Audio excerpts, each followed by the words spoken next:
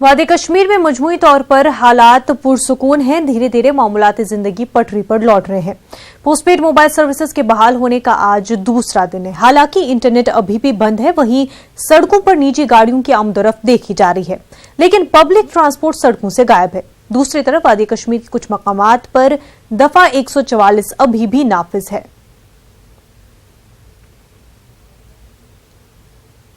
जम्मू कश्मीर के शोपियां में पीर को मिलिटेंटों ने एक ट्रक ड्राइवर हलाक कर दिया। ट्रक ड्राइवर का ताल्लुक राजस्थान के भरतपुर से है। ट्रक ड्राइवर का नाम शरीफा खान बताया जा रहा है। आर्टिकल 370 के मनसूखे के बाद कल ही कश्मीर में मोबाइल पोस्टपेड खिदमत बहाल की गई थी, लेकिन यह खबर अमन में रखना डालने वालों को नागवार गुजरी। एक जानिब हुकूमत वादी में हालात साजगार करने की कोशिश कर रही है, तो दूसरी तरफ अमन के दुश्मन बौखलाहट का शिकार है। इसलिए अमन कानून में रखना अंदाजी की कोशिश की जा रही है।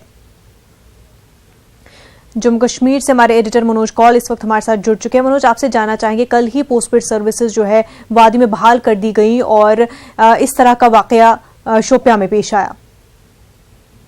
जी हाँ, बिल्कुल मनोजा, ये जो वाकया पेश आया है डेफिनेटली इस बात की तरफ इशारा करता है कि ऐसे जैसे ही सेलफोन वगैरह भी चालू हो गए थे और वादी में हालात धीरे धीरे नॉर्मल होना शुरू हो गए थे। और हमने देखा कि पिछले दिनों हमने एक रिपोर्ट भी चलाई थी कि मुख्तलिफ मंडियां हैं, वहाँ जो फ्रूट ग्रोवर्स हैं वो अपने सेब लेके आ रहे थे। और क्योंकि किसान जो है मनोजा पूरे साल मेहनत करता है और उसकी यही उम्मीद होती है कि एक साल के बाद जब उसका प्रोड्यूस मंडी तक पहुंच जाएगा, उसको अच्छे भाव मिलेंगे, तो उसका जो परिवार है उसका जो खानदान है वो आगे बढ़ेगा। क्योंकि बहुत सारा ऐसा इलाका है कश्मीर वैली के अंदर, यहाँ अगर हम शोपियान की बात करें, पुलवामा की बात करें या सोपोर की बात करें, तो ये ऐसे एरियाज हैं जहाँ मैक्सिमम लोग फ्रूट का ही काम करते हैं। ये फल ही उगाते हैं और उसी पर उनका जो है उनकी रोजी रोटी चलती है।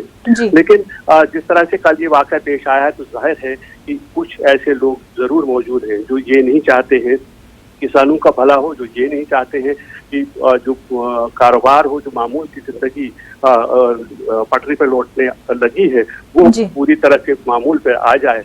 तो जाहिर है कि जिस तरह के लोगों ने ये हरकत की है, मिलिटेंटों ने जो ये हरकत की है, तो उससे ये लगता है कि वो कहीं ना कहीं ये कोशिश जरूर कर रहे हैं कि वादी में जो अमन लौट रहा है उस अमन में वो रखना डालने की कोशिश करें।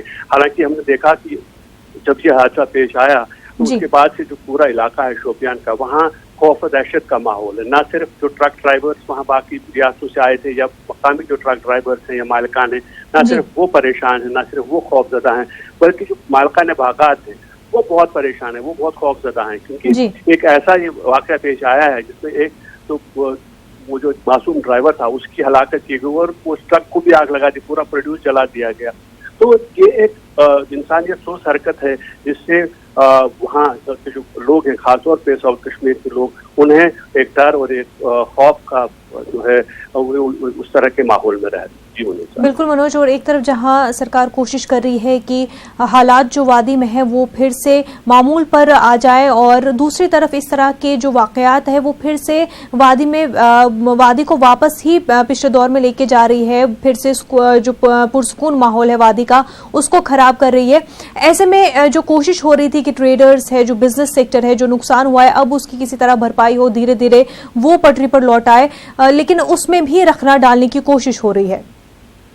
जी बिल्कुल मनोजा, जैसे मैंने कहा कि अभी हमने देखा था कि काफी हमने एक रिपोर्ट भी चलाई थी जम्मू की मंडी में, किसानों से बात की थी। हालांकि उनकी बहुत सारी शिकायतें भी थी इंतजामिया से, लेकिन उनका वाहिद एक मकसद ये था कि उनका जो प्रोड्यूस है वो मंडी में पहुंच जाए, उन्हें सही भाव मिले, उन्हें सही पैसा, उस मेहनत का सही सिला मिले जो उन्होंने पूरे साल भर की होती है।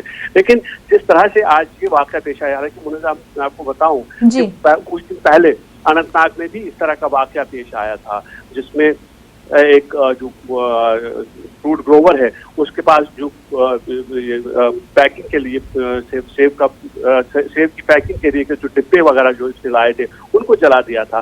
तो वहां पर भी ये कोशिश की गई थी, लेकिन उसके बाद ये लग रहा था कि नहीं, शायद वो कुछ ऐसे मिसक्रिएंट्स थे, कुछ समाज दुश्मन अनासिर थे जिन्होंने वो काम किया। लेकिन आज इस तरह का वाक़या पेश आया है तो इससे साफ जाहिर है कि मिलिटेंट ये नहीं चाहते हैं कि वहाँ जो अमन की फजा लौटने लगी है, अमन कायम होने लगा है, दोबारा से जिंदगी पटरी पर लौटने लगी है, वो लौट आए।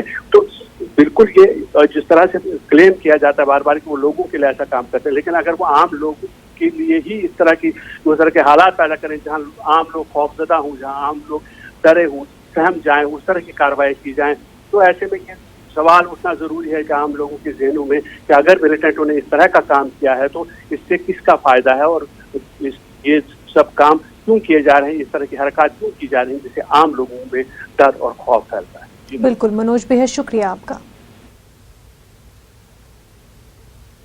आगे बढ़ते फाइनेंशियल एक्शन टास्क फोर्स यानी FATF की मीटिंग जारी है, जिसमें पाकिस्तान की मुश्किलों में मजीद इजाफा हो सकता है।